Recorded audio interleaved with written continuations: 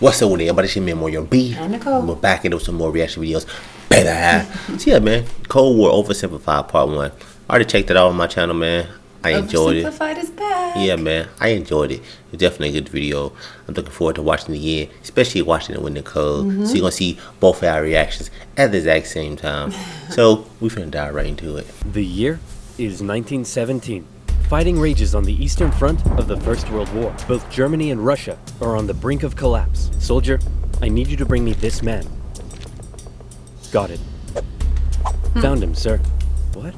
No, not Lenin. Lenin, the Russian communist. What? Why would I need a needle? Lenin, the Russian communist. He was exiled to Switzerland. You know what? I'll do it myself.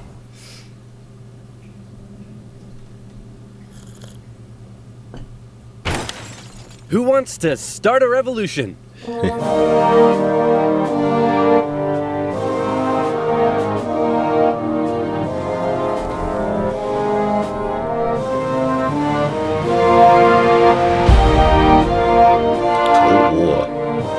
The Germans put Lenin on a train and sent him all the way back to Russia, hoping he and his mates would create an internal crisis. And create an internal crisis they did. The government was overthrown, and Lenin was in charge. He immediately pulled out of the First World War, made the country communist, started a 3-year-long civil war, got shot, broke the economy, caused a famine, and then he died. On his deathbed he said, Then he died. "Hey man, tell whoever's in charge of giving people jobs not to let that jerk Stalin become the next leader. By the way, who did I put in charge of giving people jobs? That would be Stalin, sir." Stalin was a rising force in the Communist Party. He still had some opponents, but conveniently, all of them were arrested or disappeared. So that was lucky. And so Stalin took over. He implemented his 5-year plans, which transformed the country from an agriculture-based economy to an industrial one. And like Lenin before him, he reigned with terror. Anyone who dared criticize or oppose him would either be killed or left to rot in the horrendous Soviet work camps. Then a short man with a silly mustache tried to take over the world, punched the Russians all the way to Moscow, and then the Russians, with some help from their faithful ally, the Winter, punched them all the way back to Berlin. At this point, being allies, America, the UK, and the Soviet Union were good chums. They held a couple of conferences near the end of the war to decide what would happen next. Hey Stalin, after all your trials and tribulation, you must be pretty happy to be standing here in Berlin. Tsar Alexander made it all the way to Paris. Just give me a second. Hey man, I think something's up with Stalin. I know, right? What should we do? Shall I tell him about the bomb? Yeah, tell him about the bomb. That will scare him. So, we got this crazy new big A-bomb that can destroy an entire city in one go. Yes, my spies told me already. Oh wait, I meant to act surprised. Wow, that's amazing. He already knew. How? Am I sure I want to send nuclear secrets via unsecure public coffee shop Wi-Fi? Yeah. Am I ever? Dude, use a VPN. Oh yeah. Does the A stand for atomic or ass? Then America dropped their big A-bomb on Japan, and World War II officially came to an end. Hooray, we won!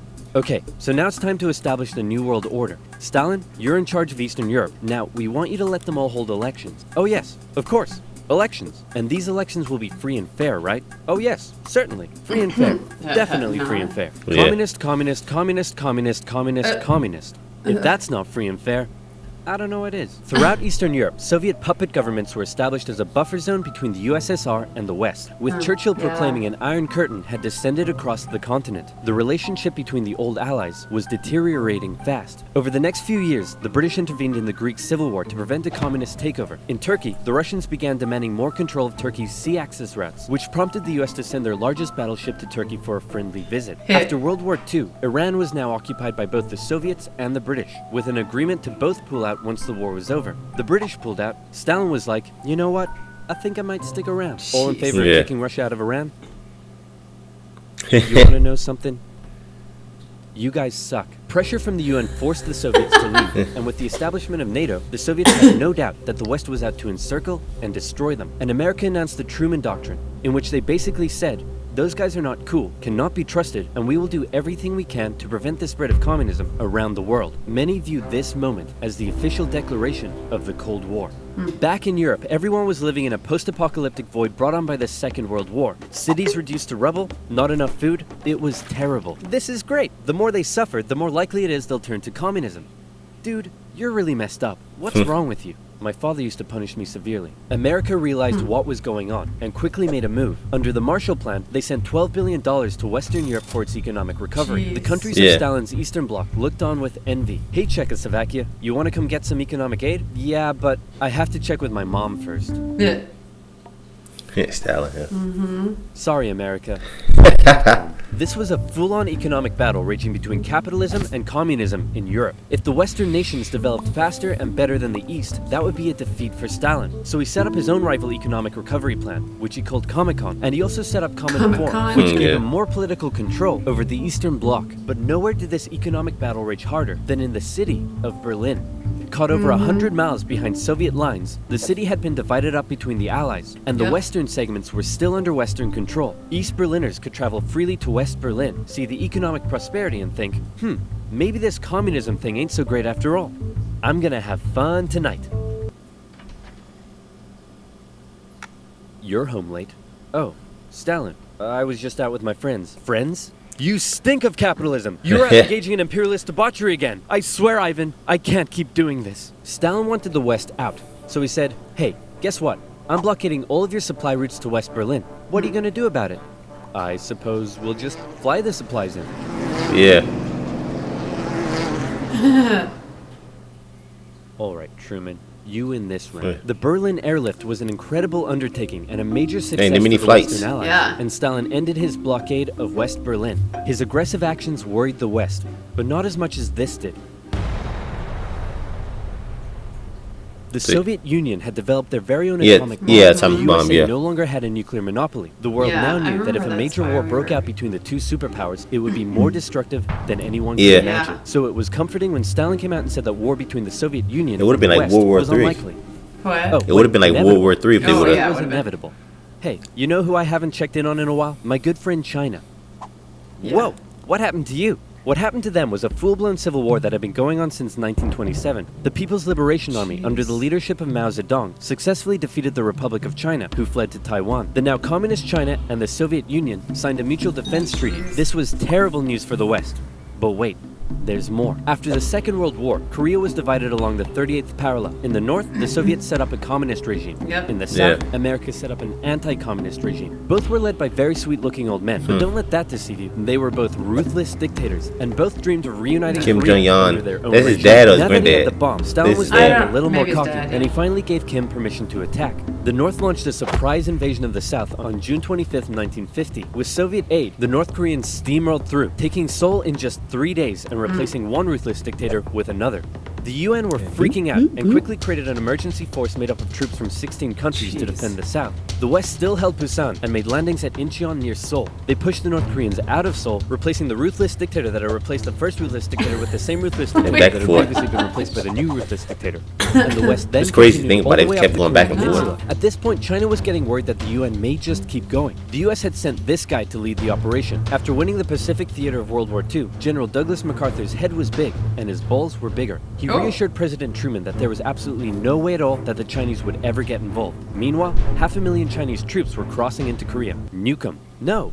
Nuke 'em. No. Ah, come on. You're fired. The US considered the come nuke on. threat, Nuke but now 'em. that the Soviets also had the bomb, they didn't want to risk all-out global Yeah, you destruction. can't do The that. communists Yeah. pushed the West right back almost to the exact same spot they had all started from, and they ended up in a stalemate where they remained until both sides finally agreed to work towards a peace settlement in 2018. Back in America, Americans decided they wanted a new president who would be tough on communism, so they elected famed World War II General Eisenhower. It was really hard to draw. It's 1953. Hey Stalin, how you doing? Oh, he's dead. He had a cerebral hemorrhage and his reign of terror kinda came back to bite him in the ass because he had imprisoned all of his best doctors and those that were left They were wanna too work on him. terrified to treat him. Yeah. The new leader, Nikita Khrushchev, called a meeting and said, hey guys, you know how Stalin was imprisoning and murdering us all for doing basically nothing? Yeah, he was kind of a jerk. I'm really not sure how this is news to you. Khrushchev went on a campaign of de-Stalinization. Statues of Stalin were taken down, Stalingrad was renamed, and Khrushchev announced that he wanted the Soviet people to be happy and would allow greater freedom in the Soviet Union. So how did that work out? While an uprising in East Germany was brutally suppressed, a revolution in Hungary was brutally suppressed, and demonstrations in Poland were brutally suppressed. Although he did finally allow some mild reforms. Back in the Soviet Union, he permitted more cultural expression, but then began banning stuff based on his own personal taste. Modern art looks like a child urinated on a canvas. Banned. Jazz music sounds like the feeling of needing to fart. Banned. Your poetry is really depressing. How could anyone in the Soviet Union be depressed? You're banned. Khrushchev wanted the Soviet people to be happy, but not like that. Or that. Or that. He wanted them to be Young happy. people began He's to happy, import yeah. Western pop culture. Son, remove that disgusting imperialist apparel at once. Shut up, Dad. You can't tell me what to do. Well, would you look at that? Turns out he can tell me what to do. The West had initially liked the cut of Khrushchev's jib, but world events soon soured relations even more. The two sides were spying on each other a whole lot throughout the Cold War. The KGB had spies and informants in nearly every aspect of Western life and government, so much so that whenever the US tried to send spies into the Soviet Union, the KGB were usually ready to arrest them on the spot. Members of the Manhattan Project aided the Soviet Union in acquiring the bomb. Some American officials believed they were on the wrong side. I'll sell you 3 secrets for $5 million. Okay, go ahead. The Allies are digging a tunnel under East Berlin to tap your communications. There's an American agent living at this address in Moscow, and sometimes when I'm home alone, I like to put on my wife's dresses, sit in the corner, and cry for hours. What? Very interesting. The McCarthy trials. American values imploded as fear of communism collided with freedom of thought and expression, and communist kind of became a buzzword thrown around to describe anything people didn't like. Hollywood? Communist. Your next door neighbor's dog? Communist. When the grocery store cashier asks if you need a bag when you clearly can't carry 10 tubs of baconaise in your hands, communist. But one area in particular where the US had an edge over the Soviet Union was in its espionage technology. In particular, U-2 spy planes flew across Russia carrying out surveillance from the skies. There was a nasty incident in 1960 though, when one was shot down and Khrushchev was furious. Who the hell is this? He's a high-altitude weather enthusiast who flew off course. Okay, that sounds plausible. Wait a minute. Why does he have a gun and a poison needle? Because so he commit suicide if he got caught. A very naughty high-altitude weather enthusiast. But much to America's concern, the Soviet Union appeared to be ahead in the space race. Everyone freaked out when Russia launched the world's first satellite, and then they actually sent a man into space. Even worse, there also appeared to be a missile gap in the Soviets' favor, and Khrushchev was so confident that he even allowed the US to set up a technology exhibit in Moscow, attended by a certain Vice President Richard Nixon. Check this out. We have color TV. Yes, but we've been to space and can obliterate you with our massive nuclear arsenal. Check out this vegetable peeler.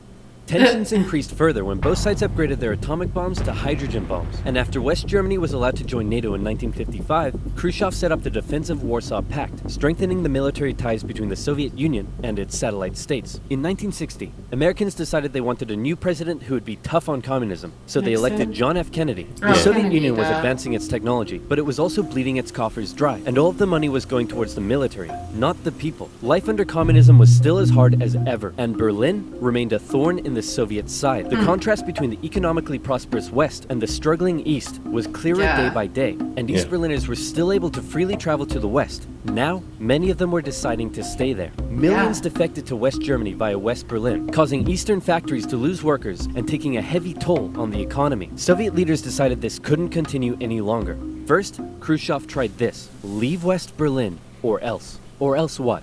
Or else, I'll be really mad at you.